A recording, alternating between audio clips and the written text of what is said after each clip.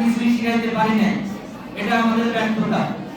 তো যাই হোক, বাকি সময়টা আমরা কথা বলবো না, বাকি সময়টা আমরা নীরব থাকবো। আর কিছু কথা আমার বলা আছে আজকে, যদি সময় বেশি লাগে নিজ গুণে মাফ করে দিও। প্রথম কথা হলো অ্যাডমিট এবং রেজিস্ট্রেশন নিয়ে মিলাবা, যেটা আমরা বলছেন ইতিমধ্যে। কোনো ভুল থাকলে সাথে সাথে কলেজ অফিসে যোগাযোগ করতে হবে এবং অ্যাডমিট রেজিস্ট্রেশনের একটা ফটোকপি বাসায় রাখবা, যাতে ভবিষ্যতে জিডি করলেও হারায় গেলেও যাতে তুমি জিডি করতে পারো, ফটোকপি দিয়ে পরীক্ষা দিতে পারো, সাপোর্ট হয়। আমি ছোট্ট একটা অভিজ্ঞতা বলি। গেল বছর ইংরেজি দ্বিতীয় পত্র পরীক্ষার দিন আমি যখন সাভার কলেজ কেন্দ্রে গেলাম, আমি দেখলাম আমার অনেক ছাত্রীরা 9:45-এ আসে, 9:40-এ আসে। তখন ওখানে যারা গেটে থাকেন, ভাইস প্রিন্সিপাল ম্যাডাম বা অন্যান্য ছাত্ররা পরীক্ষার দায়িত্বে, তারা কিন্তু এই বিষয়টাকে খুব ভালোভাবে নেন না। এবং কলেজ গেটে একটা খাতা দেওয়া হয় এন্ট্রি করার জন্য। 9:30টার পরে যারা যাবে তাদের মোবাইল নাম্বার, কি কারণে দেরি করছো, এগুলো এন্ট্রি করে পরে ভেতরে ঢুকতে হবে। সেটা আরো প্রায় 15 মিনিটের একটা ঝামেলা থাকে। সো আমি তোমাদেরকে বলবো, অবশ্যই সাভার কলেজের গেটের ভেতরে 9:30-এর আগে তোমাকে প্রবেশ করতে হবে প্রতিদিন। এই জিনিসটা তোমরা মাথায় রাখবা। কলেজ ড্রেস পরে যাবা, আইডি। কারণ একটা ক্লাসে যখন মহিলা কলেজের 90 জন স্টুডেন্ট পরীক্ষা দিবে, তার ভিতরে 2 বা 3 জন যখন বোরকা পরবে আর কথা বলবে, আমরা স্বাভাবিকভাবে কিন্তু তাকে মাফ করবে, টার্গেট করবে। কোন শিক্ষকের সাথে খারাপ ব্যবহার করা যাবে না। তোমার বাড়িতে কিন্তু সবাই তোমার আপনজন না, ভাই একটা চাচা অথবা ভাই অথবা ফুফু, কেউ না কেউ অপছন্দের আছে। শিক্ষকরাও সবাই পছন্দের হবে না। কোন শিক্ষক ধমক দিলে সরি স্যার, দুঃখিত স্যার, এতটুকুই। এর বাইরে কোনো কথা বললে তুমি তোমাকে বিপদে ফেলবা, নট অনলি নিজেকে বিপদে ফেলবা, তুমি আমাদের কলেজকেও বিপদে ফেলবা। আলটিমেটলি তখন কলেজের পরীক্ষার ডিউটিগুলো কঠিন হয়ে যাবে তোমার জন্য। স্বাভাবিকভাবে ইংরেজি পরীক্ষার দিন, এটা আমরা আমাদের ছোটবেলা থেকে দেখে আসছি।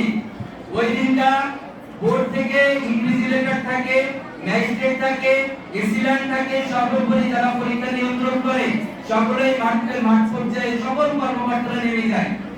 বিশেষ করে ইংরেজি পরীক্ষার দিন, আইসিটি পরীক্ষা, ফিজিক্স, কেমিস্ট্রি, এগুলো সবচেয়ে ইংলিশেই বেশি। তো আমি তোমাদেরকে বলবো, তোমরা তোমাদের প্রিপারেশন শতভাগ নিয়ে যাবা। বাকিটা পরীক্ষার হলে যদি আল্লাহ পাক তোমাদের জন্য কোনো সুযোগ তৈরি করে দেয়, সেটা তোমাদের বোনাস।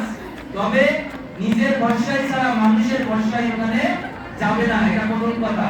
আর ফাইল থেকে প্রত্যেকদিন প্রশ্নটা বের করে রাখবা পরীক্ষার ওখান থেকে এসে। আর তোমার সিট নাম্বার দেখার পরে সোজা সিটে চলে যাবা, কোনো টিচারের সাথে কোনো খারাপ ব্যবহার করা যাবে না, প্রথম কথা। আরেকটা ব্যাপার হলো, তোমরা যখন প্রশ্নগুলো লেখো, তোমরা অনেকে প্রথম অবস্থায় লেখালেখি করতে যাও, কথা বলতে যাও, এটা কিন্তু টিচাররা ভালোভাবে নেয় না। সুযোগ তোমরা পাবো অল্প একটু অল্প, তবে সেটা লাস্টের দিকে ইউজ করার চেষ্টা করবা। এটা আমার একটা পরামর্শ তোমাদের জন্য। আর পরীক্ষার হলে যখন যাবে অবশ্যই পানি নিয়ে যাবে পর্যাপ্ত, সুস্থ থাকার চেষ্টা করবে, শাকসবজি প্রচুর খাবে। আমি আমার সাবজেক্ট নিয়ে মাত্র 2টি কথা বলবো। ইংরেজি প্রথম এবং দ্বিতীয় পত্র পরীক্ষার মধ্যে খুব গ্যাপ কম আছে এবং 2টা বছর পড়ানোর পরে তোমাদের মস্তিষ্কে কার কতটুকু আছে এটা কিন্তু আমাদের চেয়ে ভালো আর কেউ জানে না আজকে। তো তোমাদেরকে আল্লাহর নামে ছেড়ে দিচ্ছি, দোয়া আমাদের পরিপূর্ণ থাকতেছে। বাট এমন কোন আচরণ করো না যে কারণে তোমার পরীক্ষাটা খারাপ হয়ে যায় পরীক্ষার হলে, এটা আমার সবচেয়ে বড় অনুরোধ থাকবে। আর তোমরা যখন পরীক্ষা শেষ করবে, পরীক্ষা শেষ করার পরে তোমাদের প্র্যাকটিক্যালে যে ব্যাপারগুলো থাকবে সেই ব্যাপারগুলো যথাযথভাবে তোমরা পালন করবে, সেই নির্দেশনা তোমাদের দিয়ে দিবে। আর পরীক্ষা যেদিন তোমরা শেষ হবে, শেষ হওয়ার পরে তোমরা কি করবে? অবশ্যই ইউনিভার্সিটির জন্য ট্রাই করবে, তাই তো? তো সেই পড়াশোনাটার সাথে সাথে একটা সময় তোমাদের রেজাল্ট আসবে। আমরা জানি সাভার এলাকার এই প্রত্যন্ত এলাকায় একটি মাত্র মহিলা কলেজ আছে। তোমাদের ভালো লাগুক আর না লাগুক, অনেক দরিদ্র পরিবারের সন্তানরা এই কলেজ থেকে অনার্স মাস্টার্স করে তারা আজকে দেশের সবচেয়ে বড় বড় জায়গায় আছে। মেডিকেল কলেজ থেকে শুরু করে পাবলিক ইউনিভার্সিটিতে কিন্তু এই কলেজ থেকে মেয়েরা চান্স পায়। তো তোমাদের ভেতর থেকে অনেকেই সম্ভাবনা আছে, তোমরা চেষ্টা করো। শুভকামনা। এসএসসি পরীক্ষা 2024 ভালো হোক, সেক্ষেত্রেও শুভকামনা। এত কিছুর পরেও একটি কথা আমি বলবো, চাকলাদার মহিলা কলেজটি ডিগ্রি করা হয়েছে আজ প্রায় 8 বছর। এখানে মেয়েরা স্বল্প বেতনে ইন্টার কমপ্লিট করার পরে তুমি যদি শ্বশুরবাড়ি যাও বা তোমার একটা বেবি থাকে, তুমি এখানে ভর্তি হয়ে থাকলে তোমার পড়াশোনাটা কিন্তু শেষ হয়ে যাবে। সো এখান থেকে ইন্টার পাস করার পরে যদি কেউ মনে করো যে আমি আমার লেখাপড়ায় থেমে থাকবো না, আমার পারিবারিক প্রতিবন্ধকতা আছে, আমি তোমাদের সামনে তোমাদের পাশে দাঁড়াবে, তোমরা আমাদের সাথে যোগাযোগ রাখবা। তোমরা কি বুঝতে পারছো আমার কথা? আর একটা ব্যাপার আমি বলি, আমার আগে মনে হতো যে মহিলা কলেজের চান্স পেয়ে আমি মনে হয় খুব সৌভাগ্যবান, চাকরি পাইছি, মেয়েদের মধ্যে রাজনীতি নাই, খালি পড়াবো, একটু বকা দিলে ঠান্ডা, মেয়ে মানুষ বাইরের মতো। কিন্তু এখন আমি বিপরীত প্রক্রিয়া পাচ্ছি, মেয়েরাই বেশি দুষ্ট, এরা পরীক্ষার মতো আমি দেখি অনলাইনে থাকবো অনেকে, ইংরেজি পরীক্ষা কালকে, আজকে রাতেও তোমরা অনলাইনে থাকো রাত 12টা পর্যন্ত, আমি দেখি। এটা তোমরা বাবা ফোনটা ধরো না, তোমার ফোন হারাবে না তোমার লাইফ থেকে, কিন্তু জীবন যদি একবার হারায় যায় গতি, সেই জীবনে কিন্তু আর ফিরে আসতে পারবে না।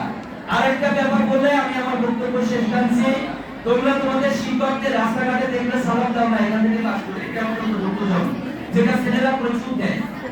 ওরা বুড়া হয়ে গেলেও স্যারের পায়ের কাছে এসে বসে থাকে, যত দুষ্ট ছেলে হোক আমি দেখছি, কিন্তু মেয়েরা স্যারকে চিনতে পারে না, ম্যাডামকে চিনতে পারে না। কেন? কেন তোমরা এই কাজটা করো? এইভাবে মনে হয় না, সব স্যারদের সালাম করবা, রাস্তায় দেখা হলে কলেজে আসবা, তোমাদের জন্য কলেজ সবসময় উন্মুক্ত। আর যদি কোনো সাবজেক্টে ইন্টার রেজাল্টের পরে খারাপ হয়, দয়া করে টেস্ট পরীক্ষার আগে কোন চেহারা থেকে একশো দেয় যাবে। যেদিন ফেল করবা, পরের দিন কলেজে এসে অফিসে যোগাযোগ করবা যে স্যার আমি এই সাবজেক্টে খারাপ করছি, আমি এই বছর পরীক্ষা দেব। টেস্ট পরীক্ষায় তোমাকে পাস করেই কিন্তু এখান থেকে বের হয়ে যাইতে হবে। সকলকে ধন্যবাদ, সকলের জন্য শুভকামনা। আমি সকলের জন্য কাজ করার আশা রাখি, সকলের ভালো রেজাল্ট করে আগামীতে বাংলাদেশ একটি উন্নত বাংলাদেশ বিনির্মাণে তোমরা অংশীদারিত্ব রাখবে, এই শুভকামনায় আমি আমার সংক্ষিপ্ত বক্তব্য এখানে শেষ করছি।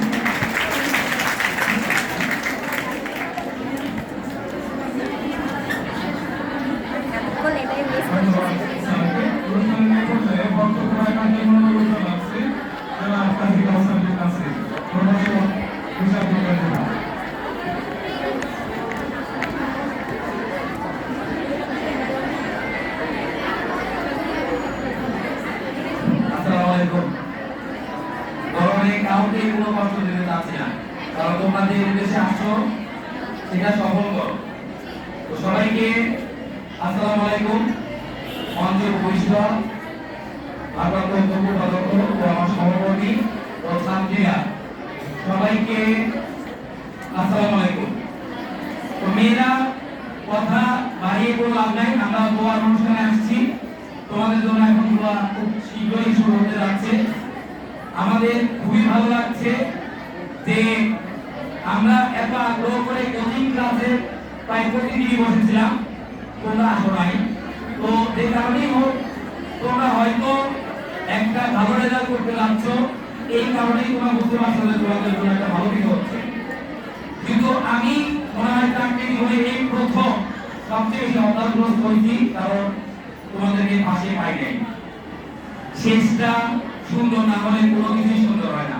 তারপরে দোয়া করি ভালো কিছু হোক, তোমরা ভালো পড়ো। আর বলতেই আসলে ডিগ্রি আর অনার্সের মধ্যে পার্থক্য নাই, যদি মাস্টার্সটা কমপ্লিট করে নেওয়া যায় সেক্ষেত্রে আমাদের কলেজের মেয়েদের জন্য আমরা একটু সুযোগ সুবিধা দিয়ে থাকি, এই আর কি। কিন্তু এখানে যা বসে আছো সবাইকে আমরা ধরে রাখতে পারবো না, কারণ আমাদের সিটি মাত্র 100, সবাই পাস করলেও সবাইকে আমরা ভর্তি দিতে পারছি না। তো আমাদের মেয়েদের জন্য অবশ্যই শুভকামনা থাকবে, সবাই ভালো থাকো। অনেক কথা বলতে চাইছি, কিন্তু এখানে যে আবহাওয়া, তোমরা অসুস্থ হয়ে যাবো 2 দিন পরে তোমাদের পরীক্ষা। তো সবাই ভালো থাকো, সবার জন্য শুভকামনা থাকলো। সবাই একটা ভালো ফলাফলের অপেক্ষায় আমরাও থাকলাম, তোমার মা বাবাও থাকলো, তোমরা ভালো পরীক্ষা দাও। ধন্যবাদ সবাইকে। ধন্যবাদ কাউন্সিলর স্যারের মধ্য দিয়েই তোমাদের উদ্দেশ্যে শিক্ষক বলে এই নির্দেশনামূলক মূল্যবান বক্তব্য শেষ হয়েছে। অনুষ্ঠানের এই পর্যায়ে একাদশ শ্রেণীর পক্ষ থেকে দ্বাদশ শ্রেণীর বিদায়ী শিক্ষার্থীদের উদ্দেশ্যে অভিনন্দন পত্র পাঠ করতে আসছে নুসরাত জাহান সোমা। 19,065